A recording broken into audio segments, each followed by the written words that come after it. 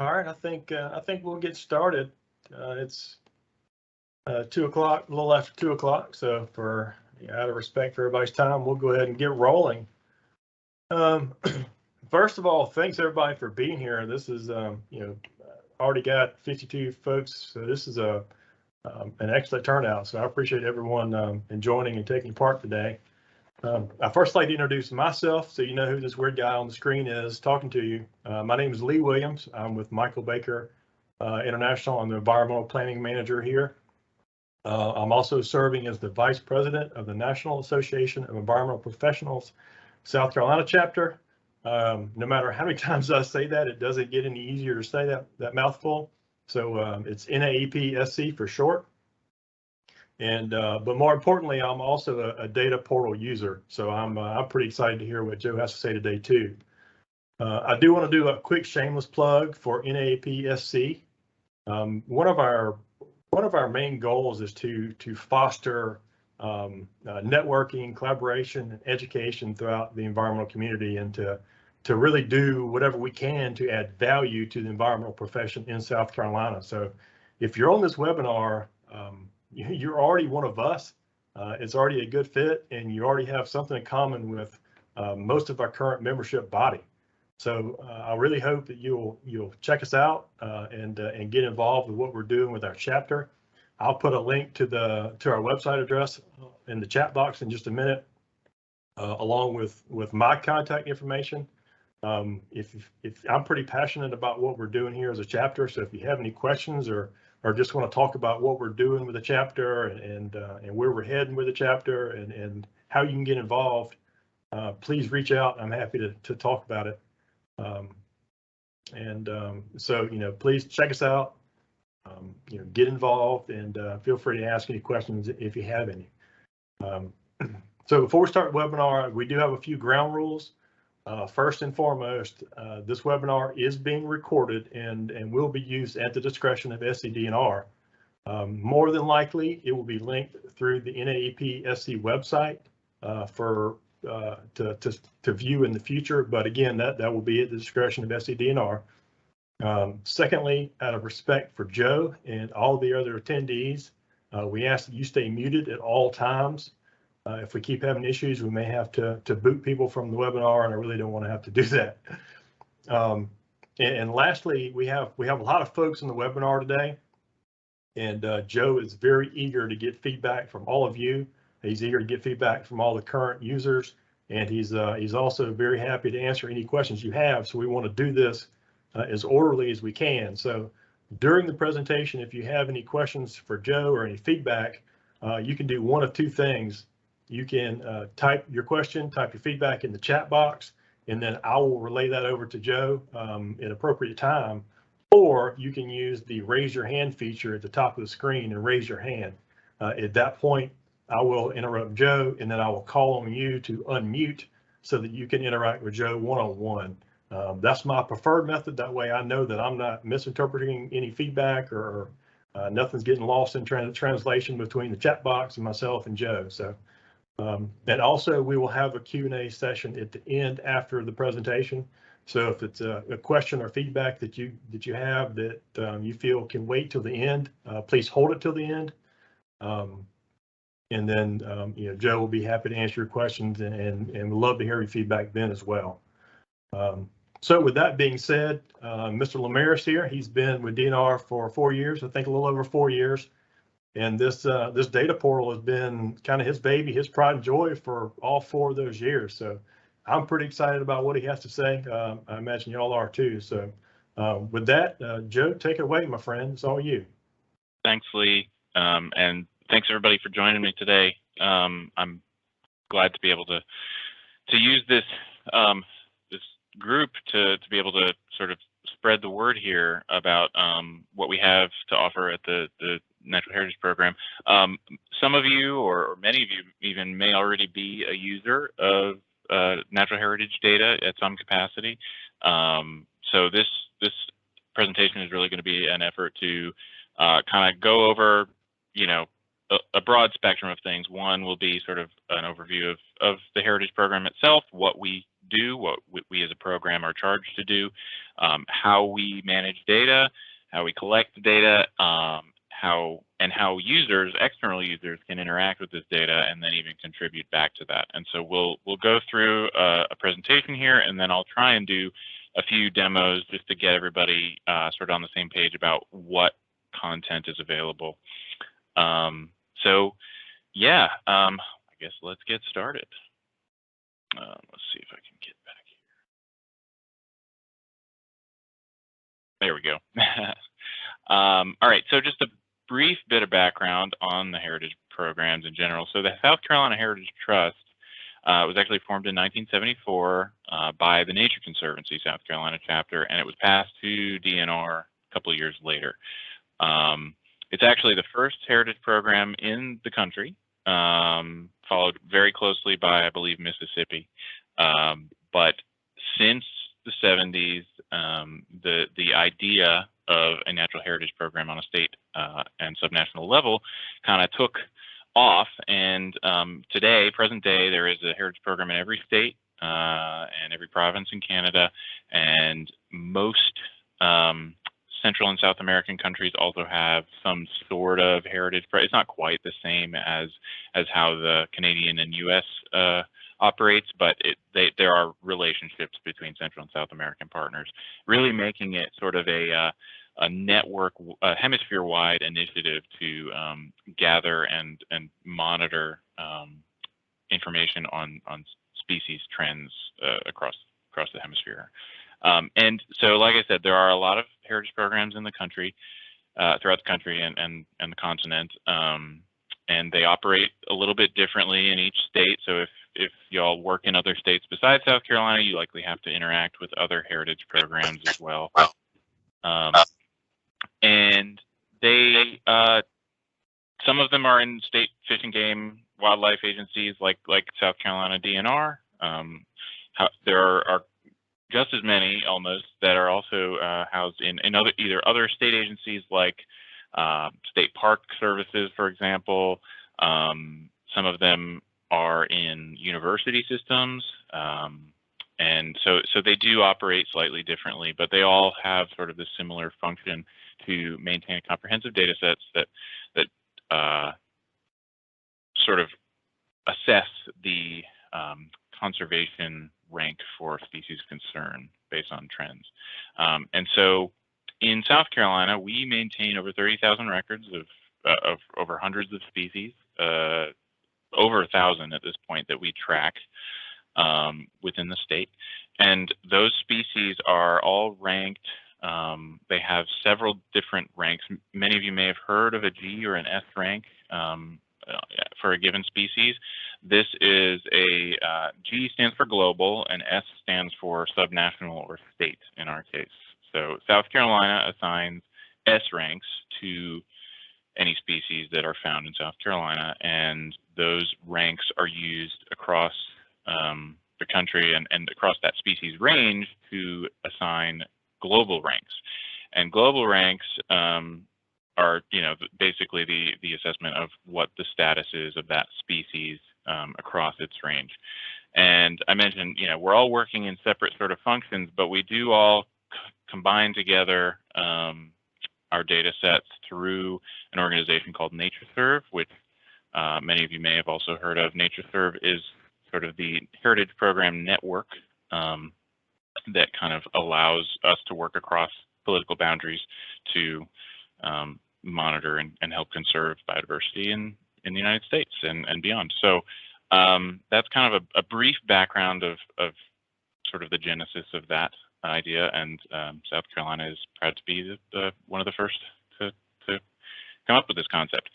In terms of just some examples of what types of species have what ranks, you can see that there are some species that have the same global and subnational rank. Northern long-eared bat, for example, that's a federally listed species of bat found in South Carolina. It is global rank of G1, S rank of S1. So that's critically imperiled at both the state level and across its range. There are some, like gopher frog, for example, and swamp pink, and even wood stork. These are other examples here where you'll have differing conservation ranks, meaning that across its range, maybe there are, they're more secure than they would be in a given state. So in the case of swamp pink, for example, or gopher frog, they are more imperiled within South Carolina than they may be across its entire range. There may be populations that are doing better in other states. So that's kind of just an idea to give you how that shakes out.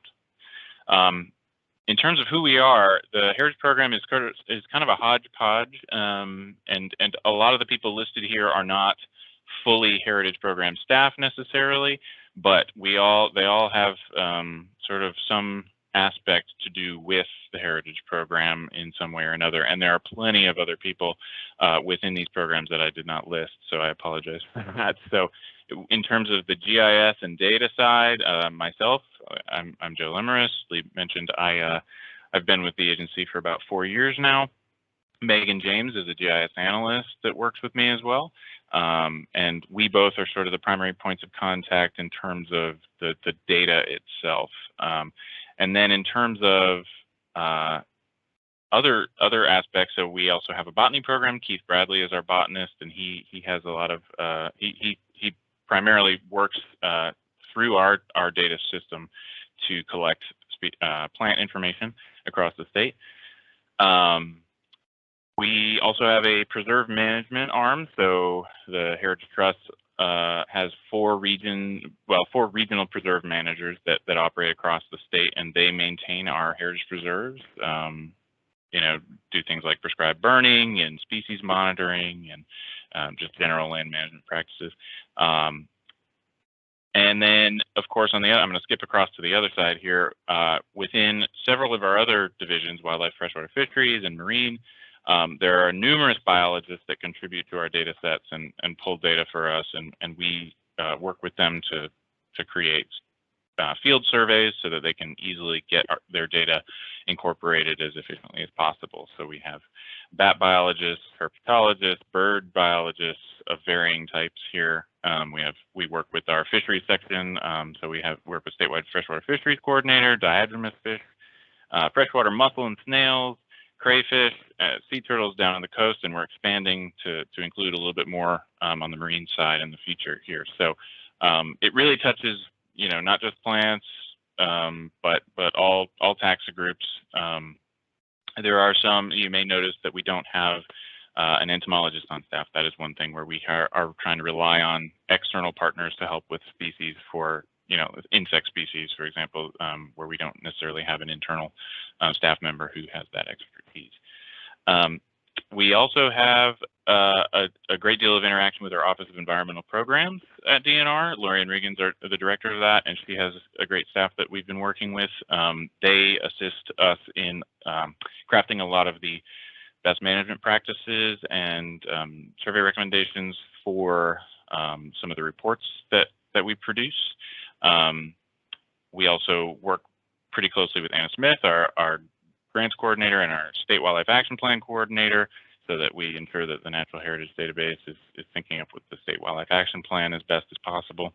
And then I'd be remiss if I didn't mention our cultural heritage staff as well. We're, I believe, the only heritage program that has the cultural heritage component to it. So we have a large archaeology program, and John Taylor is headed up there with that. So in terms of how the data is used, there's a number of components that go into this, but I'll go into each very briefly.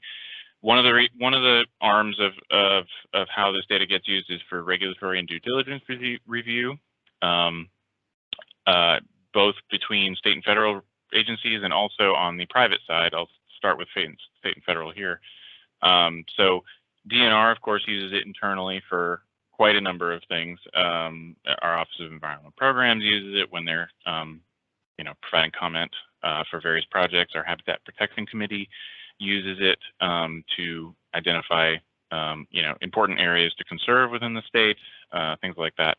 U.S. Fish and Wildlife Services uses our data to basically start off as a baseline for assessing Endangered Species Act status assessments. Proposing, if there's a species that's proposed for listing, they will come to the state programs for baseline, where's the species found, and what are the trends in those populations.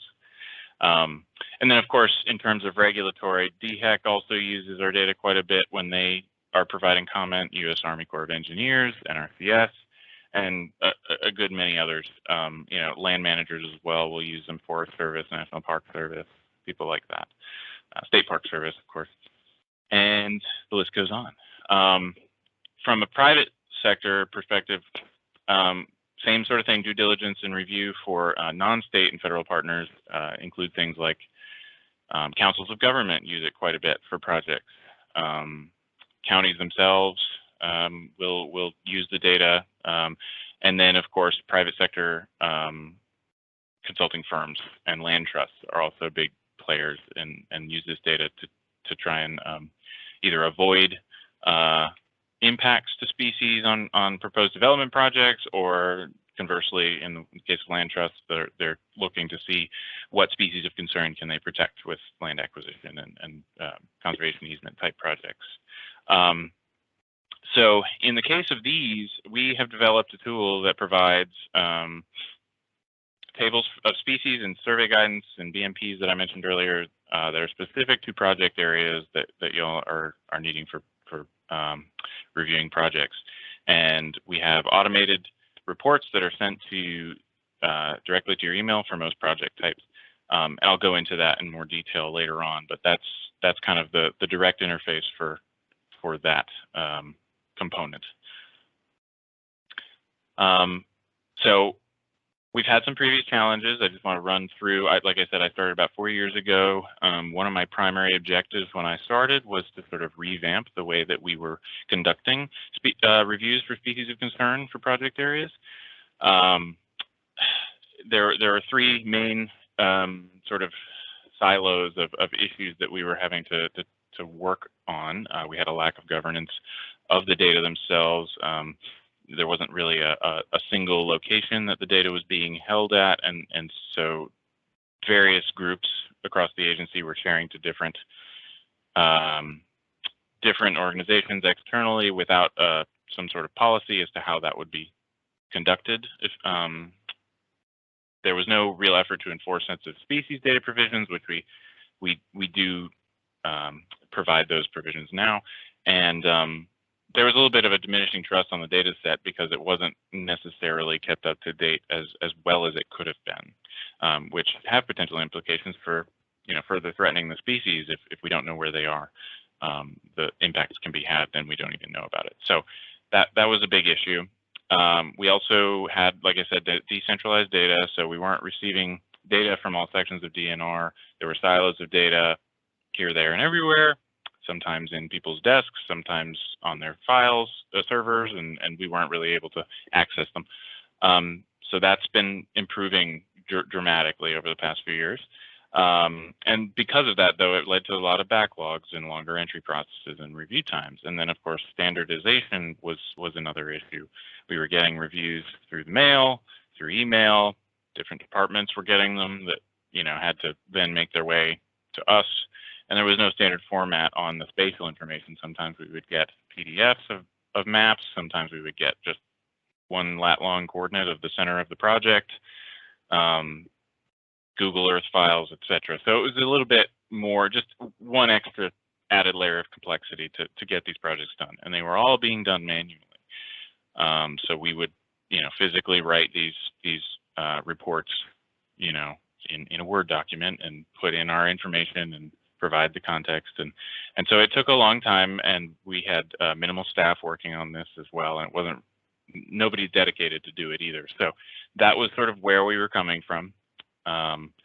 And some of you may remember this particular page, that this is really our only rare, threatened, and endangered species presence online prior to our new portal. So it was just the county level lists that were updated, sporadically, I guess would be a good way to put it. And so that has shifted. And so, having said all of that, we worked for a good couple of years to create something that was a little bit more efficient, that was easier for external users to be able to access. protected sensitive species at the same time, and everybody was able to still get their jobs done. So now, if we go to heritagetrust.dnr.sc.gov, you'll be able to find in the bottom corner a little panel that says South Carolina Natural Heritage Program. If you click on that, you'll get to our data portal, and this is what it looks like. So it's a little bit sleeker of an interface. Many of you may already be familiar with this. We're going to go through some of the details of what's in here a little bit later on, but you can see there's a dynamic list that you can sort by taxa group, whether or not it's listed. We have public survey forms that are also available, and then a content for partners and professionals, which are login only. So you have to request access for those. I said there are publicly accessible sort of dashboards available. So that county list has turned into something like this, where you can pick a county and see a list for what species we've documented there. And then you can go into a particular species and find their distribution based on watershed, ecoregion, or county level as well. So if you're looking at a particular species, that this can be a little bit helpful. And this is, like I said, these components, everything I've showed up until now, are all publicly available, so you can go visit our site now and see those without access, or without restricted access. This is what our environmental professionals page looks like. Once you do get login access, you get access to a reviewer tool that you can zoom in. You can click on specific records and see what species they are and some more information about it. And there's a bunch of other reference data in there as well for your information. You can plug in some information regarding your particular project that you're interested in. You can draw the project area in the map or upload a shapefile and click run. And once you do that, an automated report based on that project area will be sent to your email with, like I said, lists of any species that are found within and nearby the project area, as well as BMPs and survey information for specific species that might have been identified there. So that's kind of a quick overview of sort of what the main tools that are available are there. I did want to go over some sort of tips and tricks into interpreting data as well. So many of you may have been working with what we call element occurrence data. That's sort of the main data set that the natural heritage programs collect and maintain. So this is an example of a few different types of species data. So you'll see, red is an animal record, green is a plant record.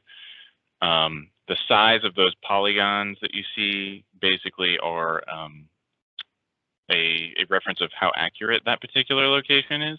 So if you see a very large polygon like this here that covers several towns, miles wide, that's likely a historic record, probably from a specimen or a museum that did not have great lat-long information, coordinate information. So we know that maybe the species was found somewhere in that area, but we don't have a precise location. And so the smaller that radius is, the more precise the data is that you're getting. We also have polygon and line data that are sort of more delineated around maybe suitable habitat. For example, this is Poinsett Bombing Range, for example, in Sumter County. So this is a record where we know the species was found on Poinsett Bombing Range in this particular type of habitat, so that's how we mapped it. We didn't have a precise location. Same thing with maybe aquatic species that we know it's found in a certain river reach, so we delineate that river reach as to where those species are found. It's important to remember, as it makes some sense, right, that these types of data, just because we say that there is a record there, does not mean that that is the only place that exists in the state. There is potential for, we have not surveyed the whole state. Species can occur in suitable habitat, wherever it exists. And so, this data, it should always be taken with a grain of salt, meaning that if you have records nearby a project site, it could be that there are species found on that site. Due diligence should still be required, maybe if there's an indication that suitable habitat might still exist in that area. Sampling bias is always a thing to remember as well. This is a case that happens a lot with birds, for example, and at other species. I mean, sorry, not birds, herps. Excuse me. So box turtle, for example, this is an example of a box turtle record in our database. It's on a road. It is a record that was, it was a record that the species was found killed on the road, and so that particular individual is no longer there, likely, and roads are not important to box turtles. Of course, they're actually a threat to box turtles. So it's important to keep in mind that, there's probably suitable habitat for that box turtle somewhere near the road. And, this is an issue that we have with our this type of information, is that usually records are taken where people are. So when people are traveling along roads, along trails, that's where we get our data from. So it does kind of skew the sampling towards those accessible areas rather than maybe the proper habitat that they are more often found in. Another example of sampling bias would be in something like a species that uses multiple habitats across its life. So amphibians are a good example of this. This is gopher frog. Gopher frog is an interesting case where, you'll have these isolated wetlands that are very important, for breeding and in their sort of early life stages as tadpoles. But as adults, they use, open canopy, longleaf, flatwoods, pine savanna. And the trick with this is that they're much harder to survey when they're adults. So most of our records are from the juvenile stage in the wetlands, but the species, which is a state listed species and critically imperiled in the state, can be found and is probably found in many areas around those wetlands in the uplands too. So keeping in mind that, multiple habitat types are required for these types of species, and the data, may not always be there if they are cryptic in nature. You may see information on these data for something called your location use class. That's just jargon for what type of record is it, essentially. Is it a breeding or non-breeding record? In the case of birds, was it a nest or was it just a foraging? Or, was it taken during the non-breeding season, for example? Nesting areas are common for things like sea turtles and other herps. For bats, we have indications for roosts, maternity colonies, and hibernacula, things like that, so we can delineate between those types of records. With diadromous fish, for example, most of our records, if not all, are freshwater, but because they are diadromous, there is a differentiation there between freshwater records and saltwater. And then in the case of migratory birds, we have breeding and non-breeding, but also migratory stopovers. So in the case of many of our non-breeding shorebird species, there's a lot of important areas for temporary foraging sites and stopover sites during their routes. So, and I think I mentioned this previously, but we do. This is an important thing to keep in mind is the data gaps. It looks like we have really comprehensive coverage of species across the state, but this is, it's not to say that we have a lot of gaps. The surveys tend to be focused, like I said, along roads and trails, and it's also focused on public lands predominantly compared to private lands. So it is important to keep in mind that those gaps do exist. We do have some fun things in development, though, that can help with some of this sampling bias. You know, it's not going to alleviate it entirely, but it will provide some context. So our program is starting to get into distribution modeling. We've started to do this a little bit in-house and haven't publicly released anything yet on our reviewer tools, but we plan to do so in the future for certain species. So this is an example here, and there's a comment on the bottom. This is a sample draft that does not reflect final output, so do not use this presentation as a way to find these species because it is a draft. It was, you know, just a sort of proof of concept and for presentation purposes only. But this is an example for Venus flytrap. You see that the species in the background here. So you know, we have known populations of Venus flytrap in Horry County, South Carolina. That's the currently only known records in the state. And we are, you know, attempting to create models for this and other species to identify distribution in areas that could be suitable for these species elsewhere. So, you know, we have been able to find there have been cases, not necessarily in South Carolina, but in other states where distribution models are used as a treasure map of sorts, where you can enter in, you know, you have these presence and absence data, where is the species found, where is it not, and use one or more modeling types to identify, based on various environmental conditions, climate, precipitation, temperature, things like that, land cover, management type, fire frequency, geology, soils, you name it, any sort of environmental predictor variable that we can acquire, we could use potentially, and then from that produce a sort of matrix scale from 0 to 1, sort of a percentage probability of occurrence across the landscape. So it's designed for ease of replication across species.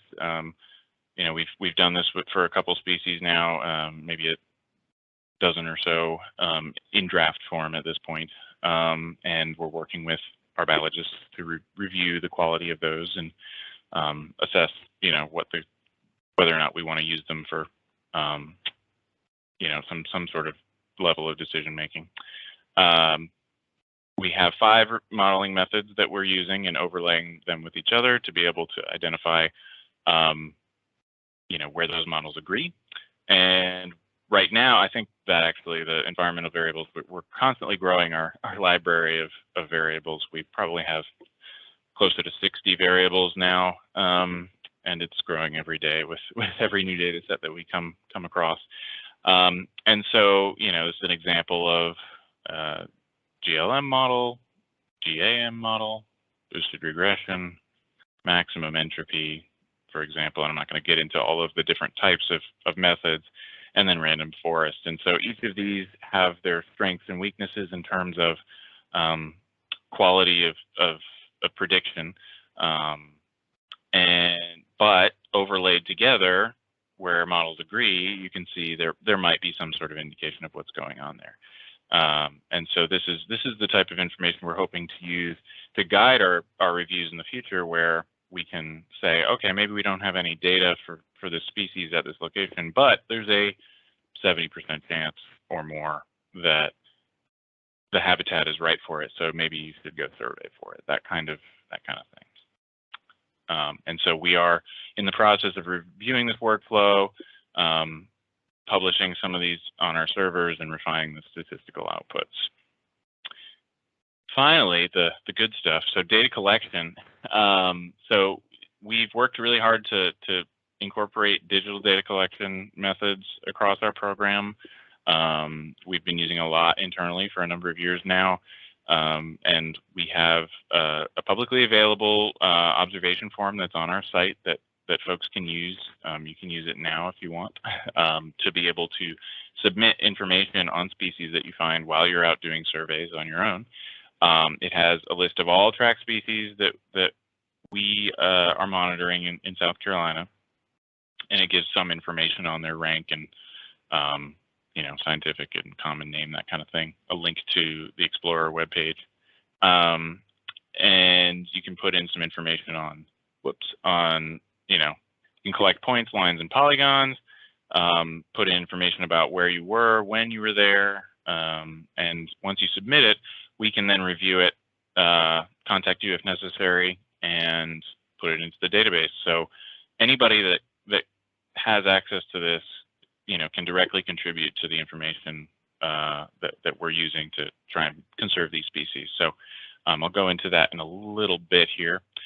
Just quickly, I wanted to mention that we've been very fortunate to have been working with Esri on a lot of this. And so they've taken kindly to it. They really thought it was an awesome project and have been highlighting us. So we were really fortunate to receive a Special Achievement in GIS Award at last year's Esri User Conference. So we were really happy about that. And they featured us on a blog post online that you can find on their Esri blog site. And also they published us in this year's copy of Mapping the Nation. So that was all very exciting. It's been fun to be able to get that word out for the new technologies that we've been able to implement. So with that, that's my presentation part. I can start going through demos, and we can start answering some questions while I'm doing that, if this is a good time to do so. I'll just shift over here to my browser.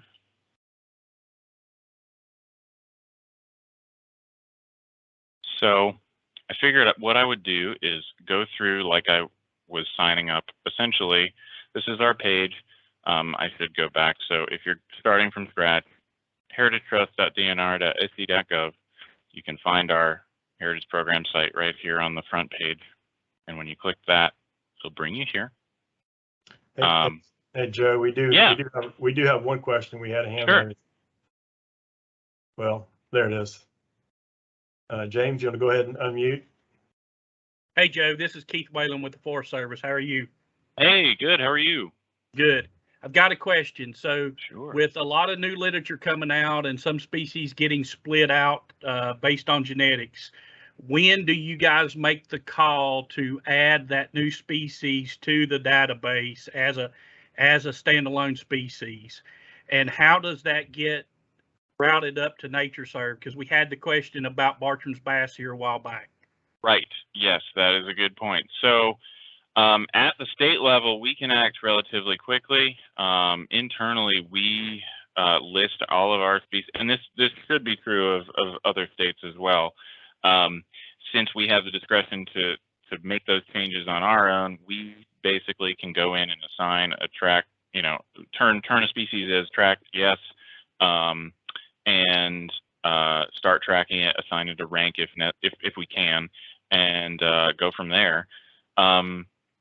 So there are a number of species that the state will track internally that are not currently described, but they're in the process of being described. And in general, NatureServe is usually pretty on it in terms of having those taxonomy changes up to date. If they're not, we can reach out and say, hey, we need to add this, and they'll create a global record for the species. And so in the case of Bartram's bass, I believe the NatureServe, well, I guess overall, NatureServe made the determination to not list undescribed species on their website unless a state requests it be so.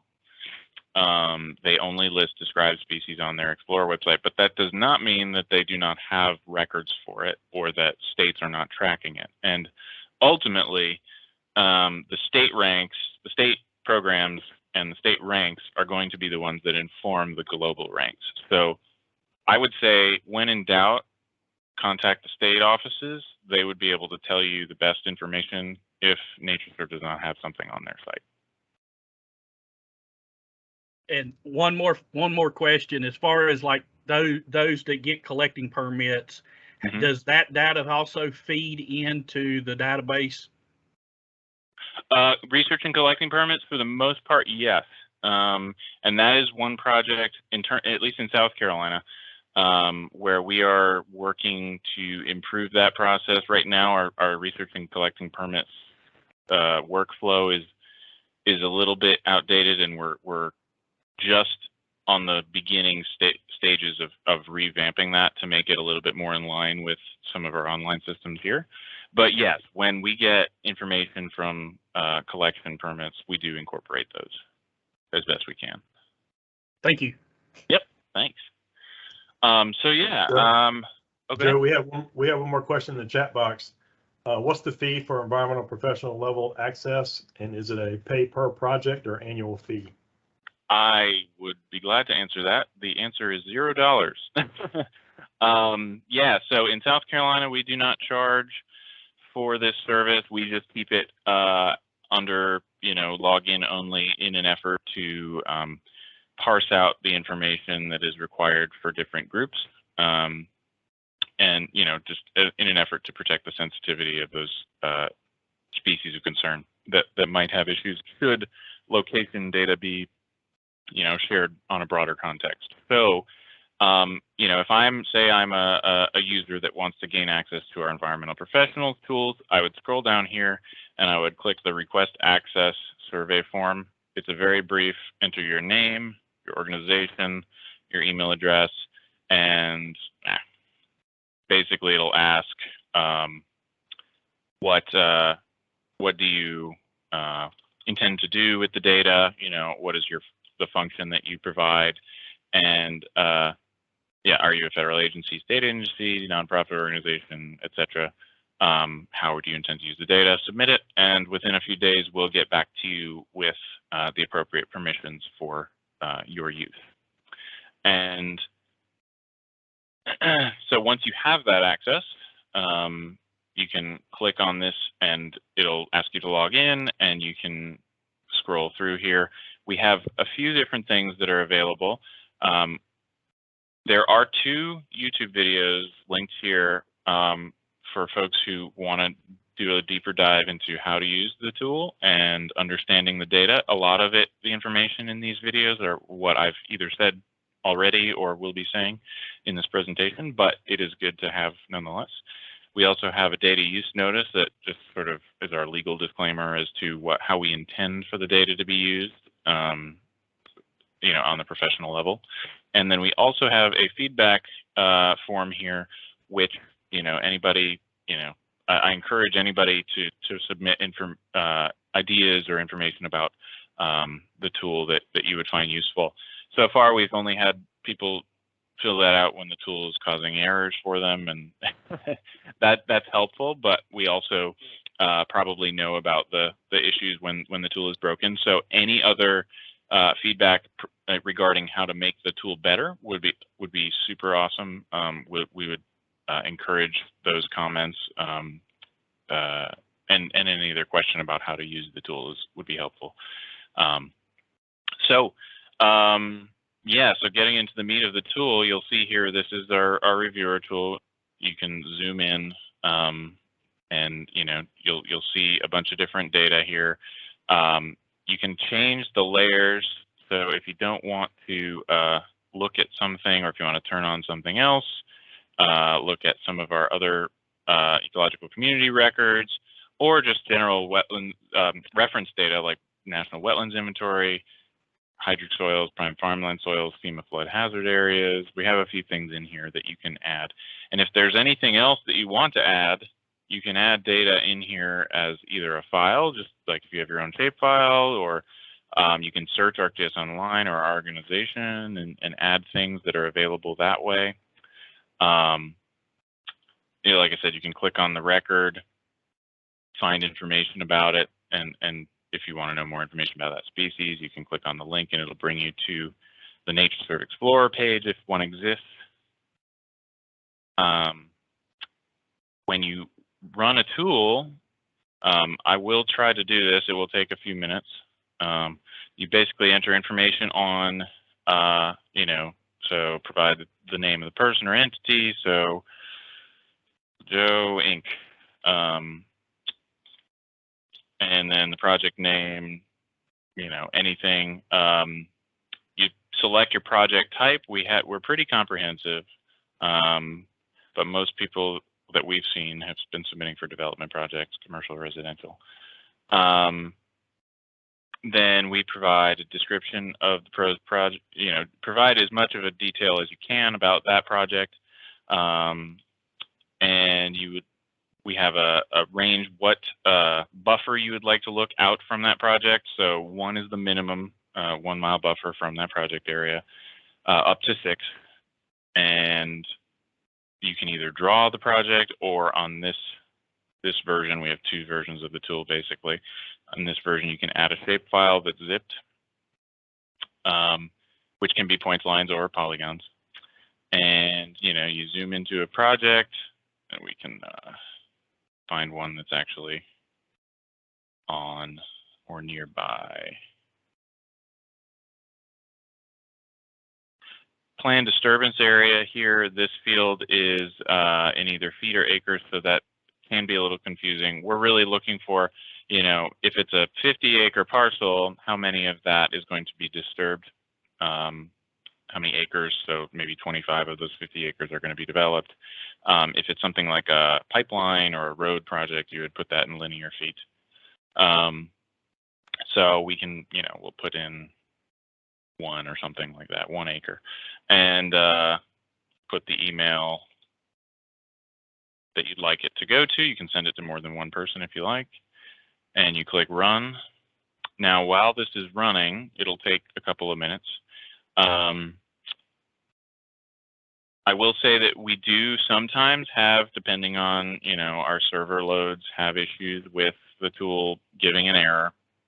If that does happen to you, trying again is usually the best option, and it will run again. If you're consistently getting errors, reach out to us and let us know. It may be something that we need to address in terms of an update not working properly or something like that. But for the most part, it's pretty smooth operating system at this point. And so it'll give you an update of what its progress is. And then once it reaches 100%, depending on the project type, it will either get sent to your email directly, or it will notify you that based on your project type and your impact area, it was going to be sent to our Office of Environmental Programs first. The reason for that is that there are some projects that are a little bit more intensive, maybe they are larger in size, that, our office just wants to review the automated report first before sending it out to you, in case there's any additional comment that we may have missed in the automated prompts. So that usually takes only, sometimes it's less than a day, but I would say give it up to 2 days. If it's on a weekend, if you submit it on Friday, we might not get to it until Monday or Tuesday, that kind of thing. So that happens.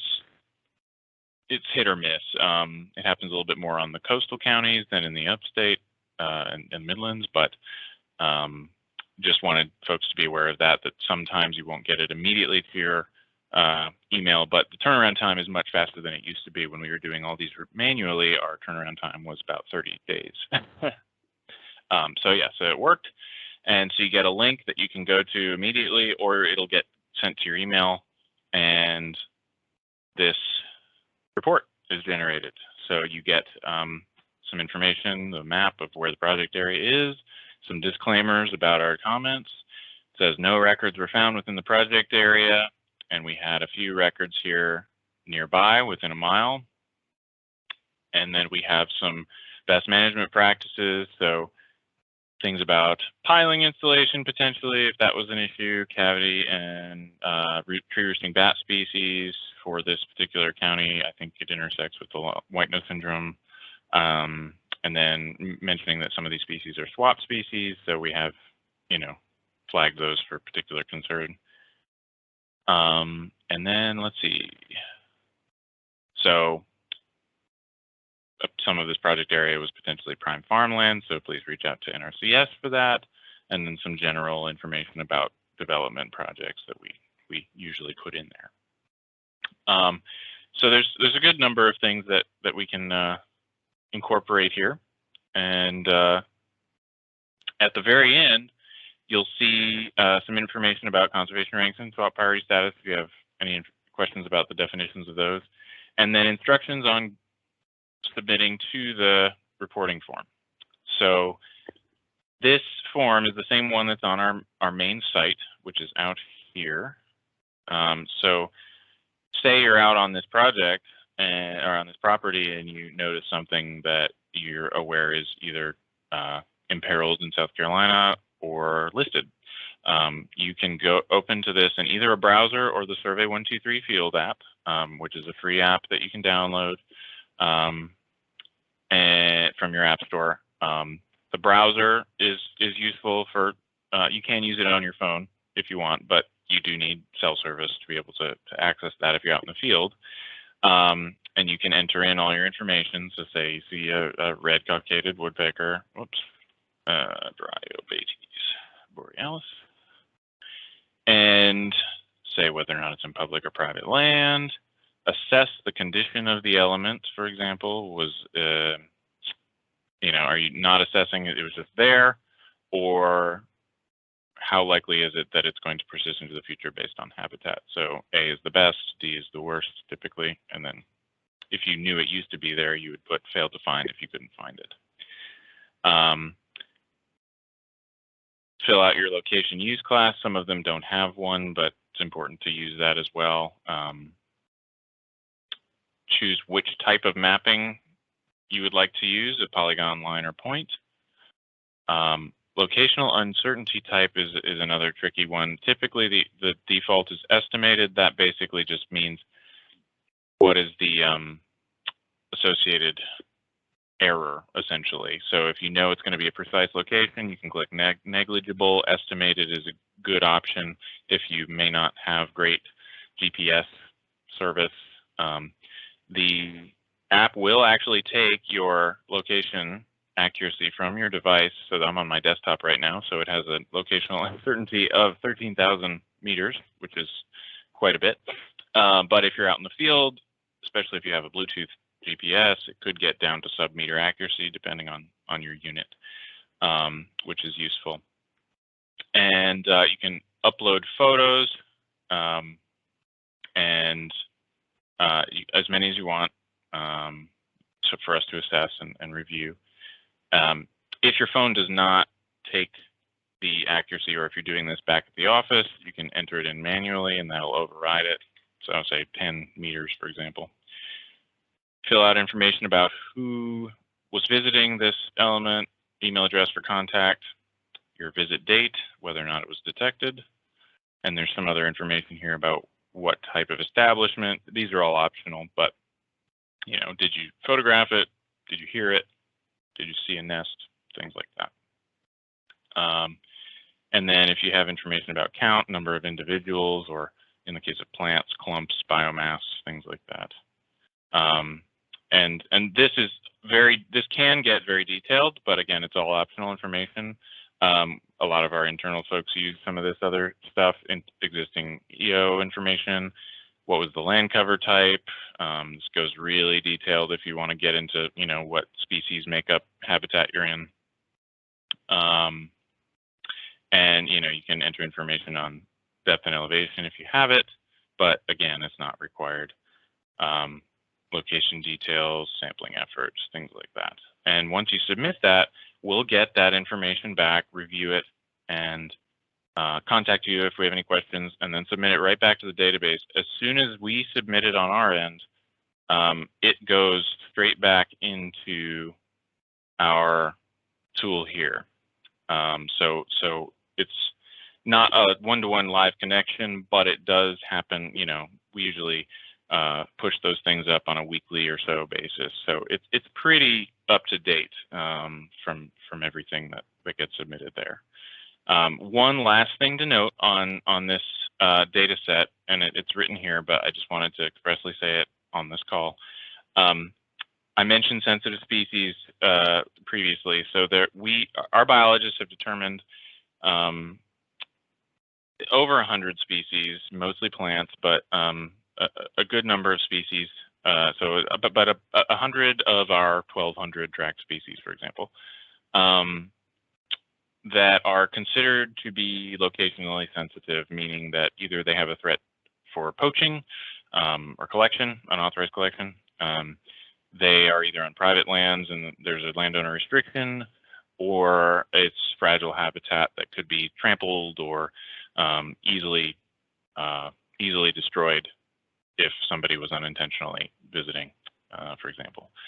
And so for those species, those records are not going to be shown on this map. Only the non-sensitive species are found within the map itself. However, all species are going to be produced on the reports. So the best way to know if any species of concern is found is to run this report for your project area, and everything that is found or known to be found within or nearby is going to show up on those tables. So, you know, we're not leaving anything out if you run the report. So with that, I think that's the full demo that I had. I would love to take any questions. I appreciate all of the attendance here. It's been great. Hey, Joe, we did have one question. As a matter of fact, I think you just answered it, but I'll ask you anyway. Does SCDNR have a way to be sure sensitive species data is not abused by those who are given a login? And if so, are y'all able to track when and where that happens? So at this moment in time, the main sort of fail-safe for that is this particular aspect. So anybody that falls into the environmental professionals arena, land trusts, consultants, universities, things like that, those people will be given access to this data. So they do not have the ability to view species that would have that concern. The only way that they can view it is if they run the report, and that's only in tabular fashion. It's not going to show up in the map on the report either. It's just in the tables and in the BMPs that say that those species are found there. If there is a need for somebody to find more detailed information, so say, you know, your project has a Venus flytrap on it and you want to protect that from the development, then we can work with users individually on a case-by-case basis to get that information to you, because it's more important that you know where that species is in that case than not. But yes, the reason for those species not showing up in this version of the data is because of those very concerns. So.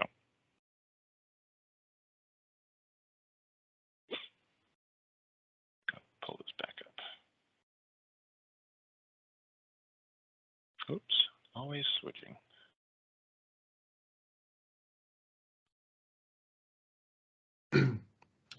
Joe, we just got another question coming in.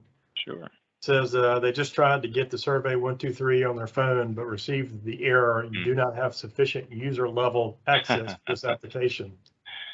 So that, yes, and I should have walked through that. I went on the browser. That was the easy way out. I will go through this, and it is a little bit nuanced because our portal is separate from ArcGIS Online. So basically what we'll have to do, so when you open up Survey 123 on the app, you're going to see this as a login. So typically, it's going to say sign with ArcGIS Online, but that's not what you want to do. What you'd want to do is first click the reporting form, open in the Field app, and in theory, it should switch this to sign in with ArcGIS Heritage Trust Enterprise when you click that. If it doesn't do that, you're going to have to physically go in here and add manage connections, add this URL into the portal, and I will type that in the chat. It's schdportal.dnr.sc.gov/portal. And so that that is what connects you to our environment, so to speak. Usually clicking on this link from the survey will do that automatically. And then all you have to do then is continue without signing in, and it should load the survey for you. So there it is. If you have any issues, please reach out to me. I'm going to put my email in the chat as well. Also, species review at dnr.sc.gov is another contact that goes to more than just me. So myself, Megan, our other analyst, and then a few others that that monitor that chain. So if I'm not available, somebody else can help you out. So hopefully that works.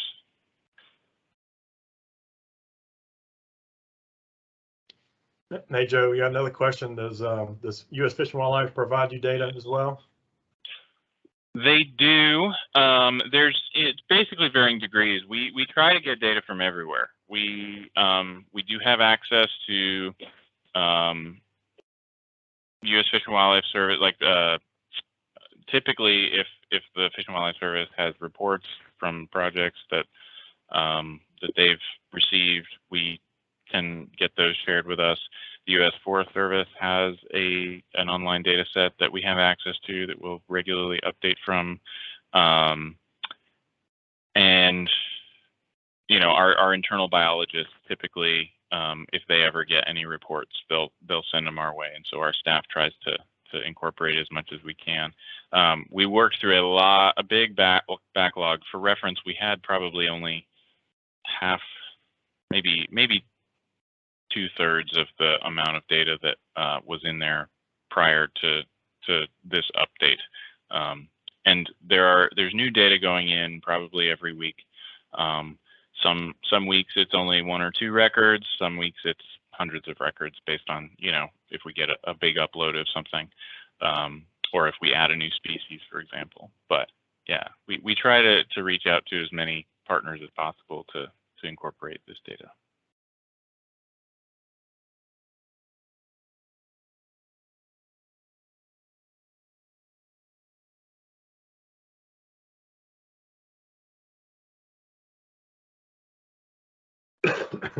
Well, I know Joe's anxious to hear some feedback from all of you and the folks that are already doing this and using the portal. So I'm sure, you know, if you have any feedback from him, now would be a good time to provide that to him.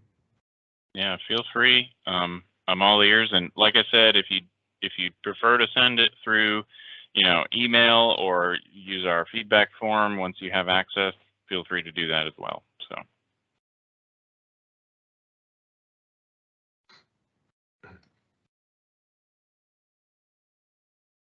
Well, I can't believe you didn't have more questions than that. That's I was expecting a lot more. Hopefully that means that I covered everything I was supposed to. That's exactly right. It was that was very thorough, and we've gotten some comments. We've gotten some thank yous and some one comment, excellent walkthrough. Thank you. So that was very thorough. There's still time to ask questions and get feedback, but you know, I guess I'll close it out. Joe, I know. I think I can speak for everyone here. We definitely appreciate you doing this. This is something that I know myself. I've been using the data portal for quite some time, and I've never had a walkthrough or seen anything like this. So I definitely appreciate it, and I'm sure everyone else does too. So absolutely. Hopefully we can see some more outreach kind of stuff out of you guys later on. So definitely. Well, thanks again for allowing me to chat with y'all. It's been good.